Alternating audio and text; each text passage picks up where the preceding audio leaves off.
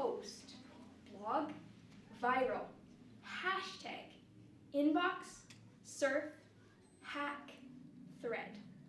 15 years ago, these words had completely different meanings than they do today. In fact, some of them weren't even part of our vocabulary. Tweet was something that a bird did. Thread was used to sew. Surfing was done on ocean waves, and a bookmark was something we used to tell where we had been reading. Yet, we now find ourselves in an age when we have to learn this new language. Madam, Mr. Chairperson, honorable judges, fellow competitors, family, and friends. A critical question related to farming today is, how can we improve the media's perception of Canadian agriculture? I believe that before we can answer this question, we need to address another one. What is the media? What do you think of when you hear the term media? Depending on who you ask, the answer may differ. The dictionary defines media as the main means of mass communication. The answer to this question has changed drastically. When I asked my parents and others from their age group what they thought of, the most common responses were TV news, radio, and newspapers. For generations, since the invention of the first radios, media has been a one-way form of giving news to the large mass of people.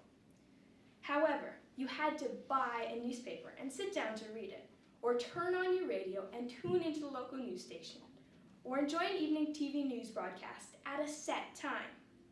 Although these avenues are still available, the media is no longer limited to these options. These new words that have entered our vocabulary have revolutionized the way that we receive information 24 hours a day. The internet, which has created social media, is drastically different in that people are now able to interact with the media. This ability to dialogue back and forth can be both beneficial and detrimental. In the old media, there were, and still are, standards and legislations governing the journalistic integrity of the information.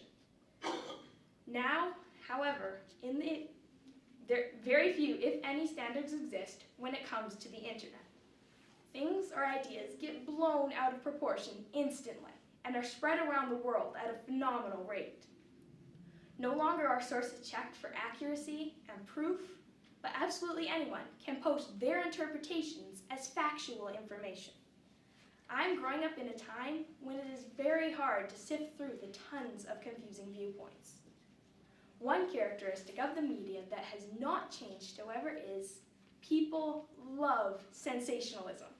So, unfortunately, using fear and drama is a huge part of the media world. This has been utilized by the social media to promote inaccurate and often biased ideas about agriculture in Canada. The responsibility of providing accurate, well-researched information is a daunting and looming task. While looking for information regarding the topic for my speech, I came across a documentary produced in Saskatchewan called Licensed to Farm. It was released in January 2016 as a result of growing concerns of consumers who mistrust the food system, specifically in the area of GMOs. Activists are taking advantage of this new media where 80% of people have access to this information in the palm of their hands, cell phones. These public fears may end up putting pressure on our governments to add more legislations on farmers. It is unfortunate that so much of this information is not scientifically based, but rather popular and trendy. The documentary also highlights the facts that farmers themselves are extremely conscientious when it comes to using pesticides, as this affects their own families, own industry, and the future environment. My family and I have watched this documentary a couple times already and are encouraged to see the agricultural community using YouTube and other avenues of social media to try and get the balanced, truthful facts out to the public. A recent example of how the social media of Facebook was used by the agricultural community is the recent controversy over Bill 6.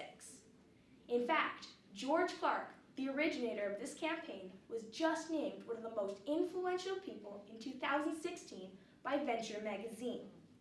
Farmers can take advantage of this new media to communicate. I believe that this is part of the answer to this question today.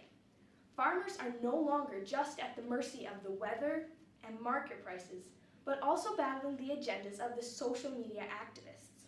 We need to invest time and money into fighting back against these false perceptions and do it in a way that can compete within this trendy new media.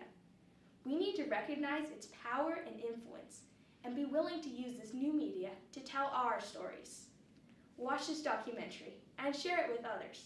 This could be the start of a new wave of scientifically based productions that blow the myths and confusions out of the water.